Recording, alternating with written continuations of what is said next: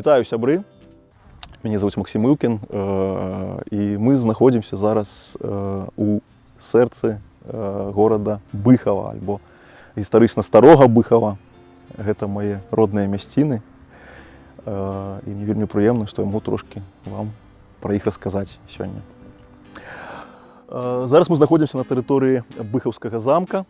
Канкрэтна вось гэты замак пачаў будавацца пры канцы 16 стагоддзя. Нават ёсць дакладная дата, гэта быў 1590 год. Унікальны замак быў, ну і я спадзяюся будзе, калі будзе ён адбудаваны, таму што трошкі нейкія тут працы пачаліся па кансервацыі, часткова вось рэстаўраваныя вежы, а разбурацца ён пачаў таксама літаральна вось на нашых вачах і не ў савецкія часы, як часам даводзіцца чуць. Пачынаючы з 2004 года, калі тут здарыўся пажар, пачала разбурацца сцяна, знік дах, што, канешне, паспрыяла разбурэнню, і пасля гэтага ён ужо пачаў значыцца амаль усюды як руіны Быхаўскага замка. Хаця я яшчэ з дзяцінства памятаю, калі прыязджаў да бабулі, гуляўся тут, бегаў.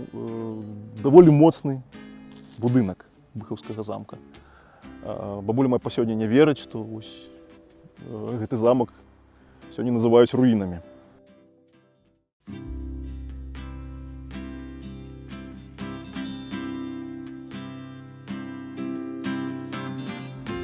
Гэты замак ніколі не быў скораны, ніколі не быў узяты войскамі, таму што аблогі тут стаялі вакол яго шматгадовыя, і спробаў было вельмі шмат. Вельмі, дарэчы, зручна ён яшчэ быў размешчаны. Вось тут мы бачым пойму Дняпра. Часцяком, калі добры такі разліў увесну, то бывае залівае увесь гэты луг ажно вунь да таго далёкага сіняга леса. І тут мне згадваецца такая сітуацыя, калі я вучыўся ў Магілеве, ну я амаль кожныя выходныя прыязджаў сюды да бацькоў, і вось неяк еду ў аўтобусе на выходныя. Насупраць мяне сядзіць малады чалавек, якраз добра вельмі разліўся Дняпро. І ён так глядзіць, вочы такія круглыя. Глядзеў тады: а вы не падкажаце, а што гэта за вадаём? Я кажу: Дняпро. Кажу: нічога сабе.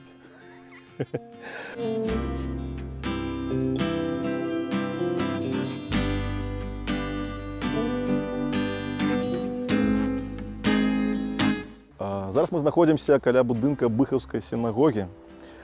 Гэта таксама фрагмент вялікага абарончага комплексу, улучна з замкам, з каталіцкім кляштарам, ад которага захаваўся будыначак, мы да яго яшчэ падыдзем, так, але фактычна самога комплексу ўжо няма.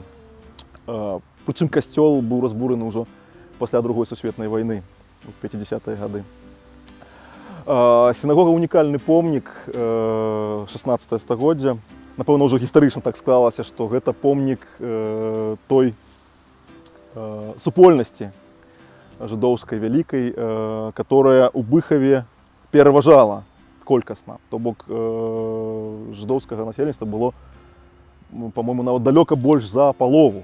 На жаль, падчас Другой сусветнай большая частка жыдоўскага насельніцтва Быхава загінула, была расстраляна. Хто ўратаваўся, хтосьці вярнуўся. Падчас перапісаў апошніх ужо вельмі мала фіксуецца іх у Быхаве, як і ввогуле па Беларусі. Будынак мае такую вось цікавую вежу на адным з вуглоў. захаваўся у амаль аўтэнтычным выглядзе. Не змяняў сваёй формы ажно з 16 стагоддзя. Унутры ён быў большы, чым звонку. Чаму так адбывалася? Таму што была нейкая забарона. Жыдоўскія культавыя забудовы не маглі быць вышэйшымі за хрысціянскія. Так? Ну і давялося ісці на хітрасць. Рабіць прыступкі ўніз і за кошт гэтага рабіць большы аб'ём унутры будынка, чым ён выглядае звонку. Я калісьці яшчэ быў унутры, зараз тут зачынена. Я памятаю, што там валяліся ржавыя атракцыёны са старога быхаўскага парку, ржавыя каруселі. А ў савецкія часы тут быў, наколькі я ведаю, склад.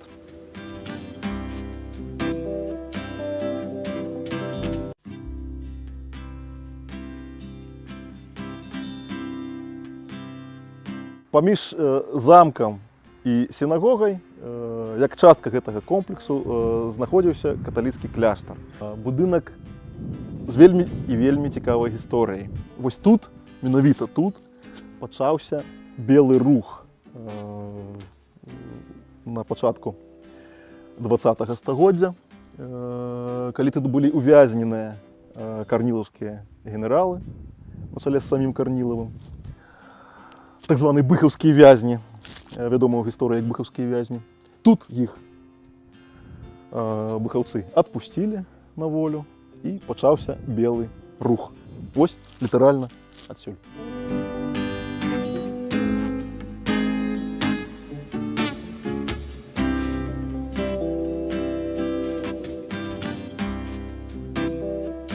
Храм 19 стагоддзя, Свята-Траецкая праваслаўная царква, адзіны храм гістарычны, які захаваўся у Быхаве.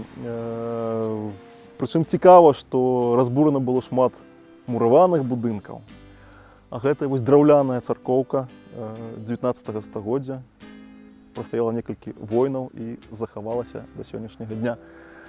Для мяне яна яшчэ блізкая вельмі і асабіста, бо я тут быў ахрышчаны калісьці.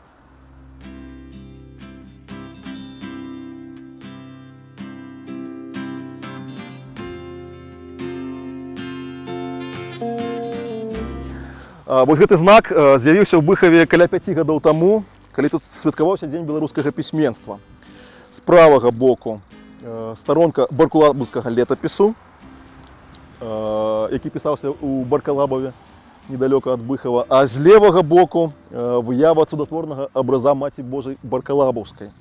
Абраз гэты доўгі час захоўваўся ў Свята-Траецкай царкве, у которой мы толькі што былі. А сёння арыгінал яго знаходзіцца ў Баркалабаўскім жаночым манастыры. Там жа, дзе ствараўся вось гэты летапіс.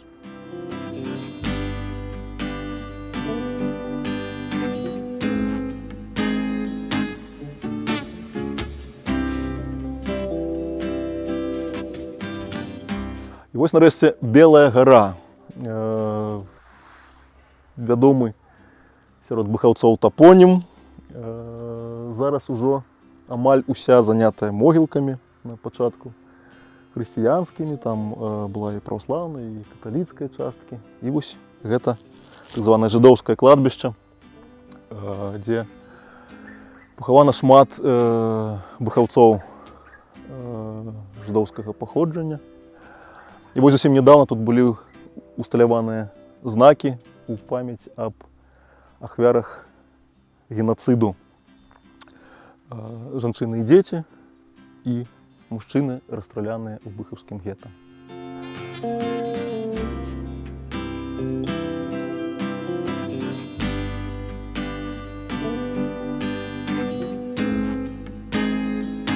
Славуты быхаўскі ваенны аэрадром, з якім у мяне звязана яшчэ асабістая сямейная гісторыя. Калісьці на будаўніцтве гэтага аэрадрома працаваў галоўным бухгалтарам яшчэ мой прадзед Стэфан.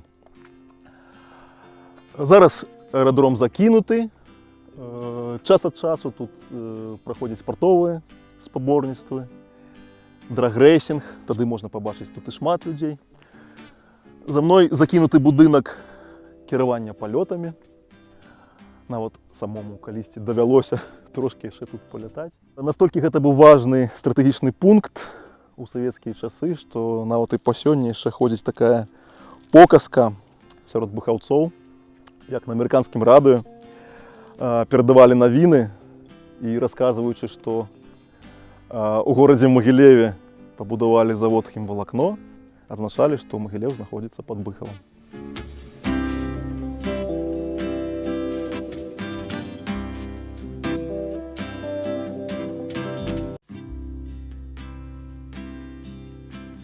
Вуліца Леніна Владзіміра Ілліча. Вуліца, якая сумяшчае ў сабе функцыі праспекта Незалежнасці ў Менску і пешаходнай вуліцы Ленінскай у Магілеве. Таму што гэта і галоўны праезд па горадзе, і месца для нейкіх вечаровых прыемных прагулак. Пятніца, субота, вечар, тут вельмі шмат моладзі, шумна, весела. Такі вось горад стары, Быхаў. Можна шмат яшчэ, конечно, чаго пра яго расказаць, распавесці. Лепш прыехаць сюды самому тут пагуляць, убачыць усё на свае вочы і паспадзявацца, што той вялікі, агромністы патэнцыял гэтага гораду, который стрымліваўся штучна у савецкія часы праз тое, што тут размяшчалася ядерная зброя, вайсковая частка, што горад будзе развівацца, будзе расці, будзе раскрываць свой творчы патэнцыял і радаваць усіх нас тым, што ён ёсць, расце і развіваецца. Да пабачэння.